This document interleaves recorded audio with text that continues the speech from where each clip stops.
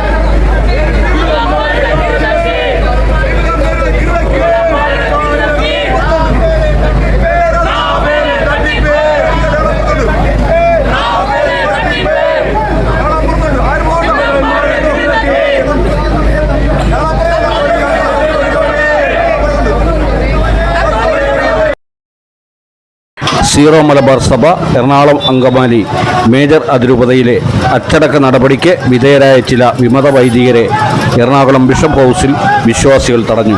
മെത്രാപ്പൊലിത്തൻ വികാരിമാർ Joseph Pamplany അതിരൂപതയിലെ വൈദികരെയും ആലോചനാ സമിതി അംഗങ്ങളെയും ഫൊറോന വികാരിമാരെയും വിളിച്ച യോഗത്തിലേക്കാണ് സഭ അച്ചടക്ക നടപടിയെടുത്തിട്ടുള്ള ചില വൈദികർ വന്നപ്പോൾ ഏകീകൃത കുർബാനയ്ക്കായി നിലകൊള്ളുന്ന വൺ ചർച്ച് വൺ കുർബാന അനുകൂലികൾ ഇവരെ തടഞ്ഞത്. വൈദികരും വിശ്വാസികളും തമ്മിൽ ഏറെ നേരം ശക്തമായ വാക്കേറ്റവും വാദപ്രതിവാദങ്ങളും ഉണ്ടായി. പോലീസ് ഇടപെട്ടാണ് പിന്നീട് ഇവരെ ബിഷപ്പ് ഹൗസിലേക്ക് എത്തിച്ചത്. കുർബാന കാര്യത്തിൽ സമവായം അനുവദിക്കുകയില്ല എന്ന് ആവശ്യപ്പെട്ടാണ് ഏകീകൃത കുർബാന അനുകൂലികൾ പ്രതിഷേധം നടത്തിയത്.